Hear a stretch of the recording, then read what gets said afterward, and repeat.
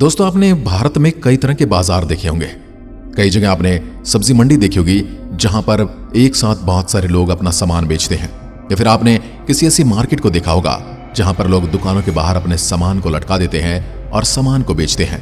इस तरह की मंडियों के अलावा शायद ही भारत में आपने कोई दूसरी मंडी देखी हो। हालांकि अगर कोई आपसे ये कहे कि एक मंडी दुनिया में ऐसी भी है जहां सब्जी फल नहीं बल्कि बंदूकें और बम बेचे जाते हैं, जिससे आप सब्जी बेचते हैं, जिससे आप अपने कपड़े खिलौने आदि बेचते हैं, वैसे ही वहां पर हथियार मिलते हैं। तो आप जानकर कैसा लगेगा?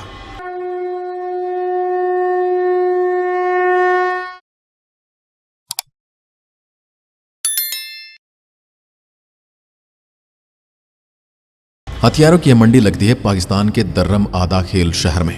यहां हर बंदूक बहुत ही आसानी से और कम दामों पर मिल जाती है, क्योंकि यहां पर आपको हर बंदूक की कॉपी मिलती है। AK-47 जैसी घातक राइफल हो या फिर विदेशी आधुनिक पिस्टल, यहां पर हर चीज का प्रबंध है, और वो भी वाजिब दाम में। तो चलिए जरा नजदीक से जानते कि आखिर कैसी है मंडी और कैसे बिकती हैं यहाँ पे बंदूकें, और क्या सरकार ने इसे खुली छूट दे रखी है या फिर ये सरकार को ठेंगा दिखाते हुए खुलेआम ऐसे हथियारों की मंडी लगाते हैं। दर्रा आदम खेल पेशावर से कुछ दूरी पर बसा हुआ एक छोटा सा शहर है। इस शहर का इतिहास खून से भरा है। सबसे पहले इस शहर ने खून तब देखा जब ब्रिटिश आर्मी के साथ यहाँ के लोगों की लड़ाई हुई। इसके बाद 1940 के दशक में इस शहर में पठानों और सिखों का खूब खून बहा। दिलचस्प बात तो यह कि यह शहर पाकिस्तान में, मगर यहाँ पर पाकिस्तान का कानून नहीं चलता है। इस शहर के पहले जो पुलिस चौकी पड़ती है वो शहर में घुसने से पहले चेतावनी देती है कि शहर में पाकिस्तान का कानून नहीं चलता है और पाकिस्तान सरकार आपकी सुरक्षा की जिम्मेदारी नहीं लेती। इस पूरे इलाके में पश्तून वाले लोगों का कानून चलता है, वही यहाँ पर हर चीज का ख्याल रखते हैं, वही यहाँ के शहंशाह हैं, वही यहाँ के पुलिस वाले हैं और वही यहाँ के आतंकवादी हैं। ये शहर नेशनल हाईवे के साथ फैला हुआ है। इस बाजार में केवल हथियार नहीं बिकते, यहाँ सड़कों के दोनों किनारे पर कई दर्जन ऐसी दुकानें हैं जहां पर वो सभी चीजें मिलती हैं जो दुनिया के ज्यादातर देशों में बैन है। यानी कि मौत का हर सामान यहां पर मिलता है। किसी को मारने के लिए हथियार चाहिए हो या फिर सुसाइड बम बनने के लिए बम चाहिए हो, जैसे कि हेरोइन, गांजा, चरस आदि या नशे के सब सामान मिलते हैं। इसके अलावा यहाँ पर हथियार मिल जाएंगे जो बहुत ही रेयर हैं। क्योंकि यह क्षेत्र पठानों का कानून द्वारा शासित है, इसलिए पाकिस्तान सरकार इस व्यापार में हस्तक्षेप नहीं करती है। इस बाजार को लगभग 100 से 150 साल हो चुके हैं। आज बड़े ही आराम से यह लोग पाकिस्तान सरकार के सामने अपना बिजनेस चलाते हैं। यहाँ पर मंडी तो पहले से ही लगती थी, जिसमें तस्करी करने वाले और चोर डकैत अपने सामानों को बेचने और खरीदने आते थे। इस मंडी में शुरू से हथियार नहीं मिलते थे। यहाँ पर पहले चोरी की गाड़ियां और घर का सामान मिला करता था। अवैध रूप से चलते आ रहे इस बाजार में पीढ़ी दर पीढ़ी पुराने व्यापारियों में 1980 के दशक में उछाल आया, जब मुजाहिदीनों ने अफगानिस्तान की सीमा पर सोवियत संघ के खिलाफ अफगानिस्तान की लड़ाई के लिए हथियारों को खरीदना शुरू कर दिया। इसके बाद धीरे धीरे यह शहर पाकिस्तानी तालिबान का गढ़ बन गया। इसके बाद यहाँ पर हथियार बहुत ज्यादा संख्या में आने लगे। स्थानीय लोगों ने ही इसका सबसे ज्यादा फायदा उठाया। उन्होंने इस धंधे को कुछ ऐसा अपनाया कि आज यहाँ पर हथियारों की सबसे बड़ी सौदागर वही है। माना जाता है कि जब रूस अफगानिस्तान में घुसा तब से यहाँ पर हथियारों की मांग बहुत ज्यादा बढ़ गई थी। रातों रात इस गांव का व्यापार दोगुना हो गया। कहते हैं इस गांव के रहने वालों की सारी कमाई इसी धंधे से आती है। इसके अलावा कोई काम न तो वहां लोग करते हैं और न ही उन्हें करने की जरूरत पड़ती है और न ही उन्हें आता है। आज यह इतना बड़ा व्यापार बन गया है कि छोटे से छोटे बच्चे भी दुकान पर बैठकर बंदूकें बेचते हैं। जैसे कई बार एक पनवाड़ी अपने बच्चे को दुकान पर बिठाकर चला जाता है, या कभी कभी आपने अपने पड़ोसी को भी देखा होगा कि बच्चों को कहता है कि थोड़ी देर दुकान संभालना, मैं थोड़ा बाहर होके आता हूं। वैसे ही यहाँ पर लोग बच्चों को बंदूकों की दुकान पर बिठाकर चले जाते हैं। इन सब के अलावा माना जाता है कि यहाँ पर अब बंदूक बनाने का भी काम होता है। जो लोग बंदूकें नहीं खरीद पाते हैं वह यह सब हाथ से बनी देशी बंदूकें खरीद लेते हैं। लेकिन यहाँ लोग जो आते हैं वह आते जरूर कुछ न कुछ गलत ही खरीदने हैं। और यह मार्केट इतनी बड़ी क्यों है, उसका सबसे बड़ा कारण यह है यहाँ पर प्राइस बहुत कम है। यानी कि आपको जो बंदूकें लाखों में मिलती हैं यहाँ पर हजारों में मिल जाती हैं।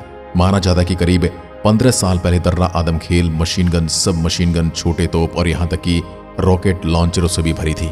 हैरानी की बात यह कि इन भारी हथियारों का निर्माण करने वाली तकनीक इन लोगों को सरकार से ही मिली हुई थी। धारणाओं की माने तो काफी पहले सरकार ने अपने बंदूक बनाने की पुरानी मशीनें इन गांव वालों को कबाड़ समझकर बेच दी थी। हालांकि यही उनकी सबसे बड़ी गलती थी। यहाँ के लोग जानते थे कि आखिर ये मशीन किस काम आती है, जिसके बाद यहाँ पर हथियार बनने शुरू हो गए। बाद में सरकार को पता चला कि दर्रा के हथियार आतंकवादी खरीद रहे हैं और उन्हें का इस्तेमाल वो पाकिस्तान की सेना के खिलाफ कर रहे हैं। कहते हैं कि दर्रा के कारीगरों ने यह दावा किया कि आप उन्हें कोई भी हथियार ला कर दें और वो केवल 10 दिनों में ही उसकी नकल आपके सामने बनाकर रख देंगे। दर्रा की मार्केट के प्रसिद्ध होने का कारण है यहाँ पर बंदूकों का कम दाम। बहुत ही कम दामों पर यहाँ पर विदेशी बंदूकें मिल जाती हैं। माना जाता है कि यहाँ पर AK-47 जैसी बंदूक महज 7,000 में मिल जाती है। हालांकि यह दाम हाथ से बनी AK-47 के लिए है, विदेश से आई हुई राइफल का दाम थोड़ा ऊंचा है। धीरे धीरे अब यह बाजार खत्म होने की कगार पर है। जैसे जैसे पाकिस्तान की आंखें खुली, पाकिस्तान सरकार को एक झटका सा लगा कि अब उन्हीं के हथियार उन्हीं के खिलाफ इस्तेमाल होने लगे। माना जाता है कि जब से पाकिस्तान सरकार ने इस बाजार से अपना समर्थन वापस लिया, तब से इस बाजार की लगभग 2,500 दुकानें बंद हो चुकी हैं। सरकार ने इस बाजार में कुछ नहीं छेड़ा, बल्कि उन्होंने इसके आसपास के इलाकों की सुरक्षा सख्त कर दी और ज्यादा पुलिस बल तैनात कर दिया। इसका नतीजा यह निकला कि अगर कोई यहाँ से हथियार लेकर जाता है तो पुलिस उसे पकड़ लेती है और हथियार को जब्त कर लेती है।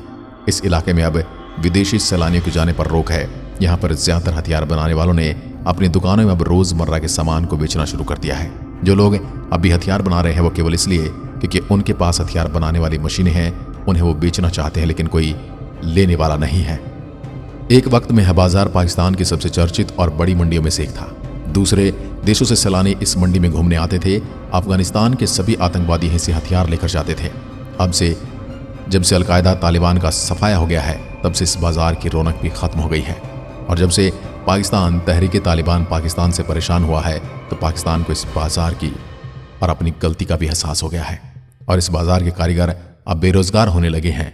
हालांकि बंदूकें तो आज भी यहाँ पर धड़ल्ले से बिक रही हैं। अब इस बेरोजगारी का मातम कौन मनाएगा? शायद मीडिया वाले ही मना सकते हैं, लेकिन ऐसे रोजगार वालों को बेरोजगार हो जाना ही अच्छा है। तो यह था पाकिस्तान का बंदूक बाजार, जो आज देश विदेश तक प्रसिद्ध है। भले ही आज यह बाजार थोड़ा कम हो गया है, मगर बंदूकें आज भी यहाँ खरीदी और बेची जा रही हैं। आपकी क्या राय है इस बाजार के बारे में? कमेंट बॉक्स में लिखकर जरूर बताएं कि यही बाजार है जो पाकिस्तान में आतंकवाद को बहुत ज्यादा बढ़ावा दे चुका है, या फिर कोई और कारण है? कमेंट में लिखकर जरूर बताइएगा। एक बार फिर मिलते हैं, तब तक के लिए नमस्कार, जय हिंद, जय भारत।